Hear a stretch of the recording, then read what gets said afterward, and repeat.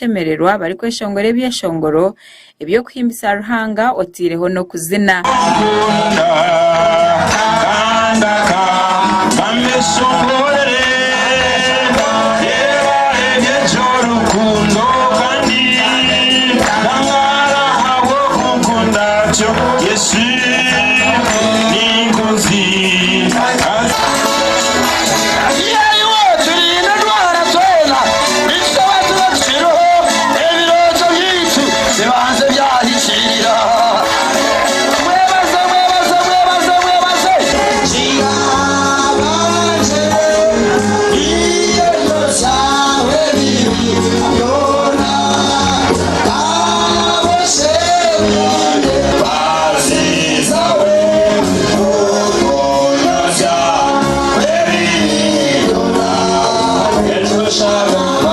Bishop Sheldon omukugamba kwe n'abantaba yabagambira ngu omuntu kuba omusibe tigo muherungu kandi omuntu nabasa kuhinduka. Tebinani ngamba abakumi babasibaba n'ikirunjo kugira enkwatanisa nungi n'abasibe abo kuba abantu abo bokuboine n'abantu bambi abamwe nango n'emishango bundi tubaragikozere abamwe bakagikora bayeteisa kaba mwabinani nganyira nabo bakaje yes tukakikora mbwenu ukoriyo wakwasira ubutunu umuntu akemera akajyanga akakikora konkata aketisa kagaruka Rusiya nangwa ntumanya ombya fayo bya revival ari omushijo oba bintu betayikuratire akagabwa yisiro mukazwe ayisire no mwana teino wamukwasire konko moyo wa Ruhanga kija yamukwataho yayetisa. Bishop yagira ngu necyamazima hari abantu abakomirwe busha ahanshonga zempara nangwa hamwe no kubehererwa konka yabashaba okwekwasa Ruhanga. And we've seen some who have been wrongly accused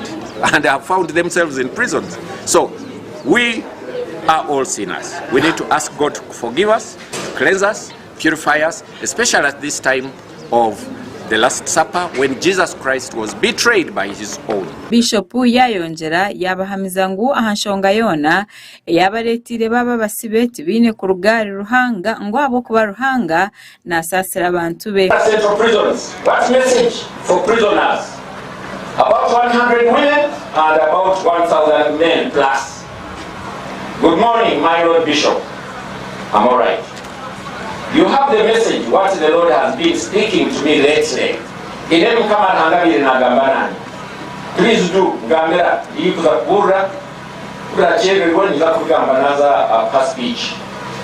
Yabelom Shorongo Gumba Hanichre, Wagambere, Yohani Kunemwe, Abeditano, Abenamka. Yohani Kunemwe, Abeditano, Abenamka. Unia to the Kanamagara. Okuncheza Tarifa Ariaguma. Uguyasima abarikurira ebihome abo kubikiriza abakombeke kanisa ebaze kuretera abasibo garukama masiko hamwe no kureba ngo abantu abati baburabura ariko cyo kureberaho ecyara kasisi no bwiro buyamaziro muchome nabwanyuma akasasirwa. Bamushomesa mushomero ya Chubura girls. Bakamukomeraho umwaka gumwe kandi na Ruzera akazayo mumurashire Ruzera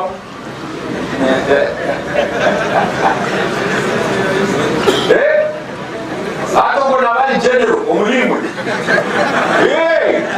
toma nogo koka akaisomwe bakore bamurekura mbanire ba polisi bakasisi nashobora bakabamchere yobokorachi ogokufa omuchakuya kirongo omuchome yayiga Bible na bura Bible na sizisi mitobahereza bikanisa. Orikurira echome echambarara main omukugamba kwe yasimo murimo ogukozwe archdeacon owambarara Greta bwebembire Venerable Reverend Patrick Ateire abo murimo ogubakozire omukuhindura emitima y'abasibe. I wish to express my profound gratitude to Bishop Sheldon Mwesiba. Ni twara okwebaza kwanje kugira mutima hari Bishop Sheldon Mwesiba for his compassionate leadership abo ntegekawe nungi and his willingness to serve in solidarity.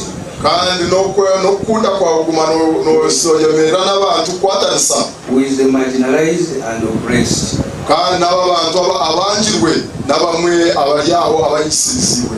uri kwebembera abasibe omubyedini yagira ngu okubasya kanisa hihi kibayambire munonga ari kugira ngu bahindwire aha mitwarize ngo abamwe bagaruka no mukishoma. Who showed us the spirit of love by roofing our church, and he is still in touch with us. In general, we thank everybody who has supported this church when it is still in need.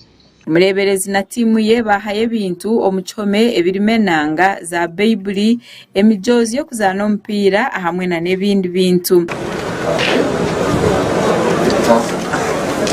Abo mukoro just here byokushaba kwaso omukazi. Enanga ne abashiza ko bali bingi. Enanga ne abashiza. Abasibe omukore ko kusima kwabo bazina amazina g'omutano kandi basima ebintu ebibatunga. Wabo china magara muzururo butero kumungaro.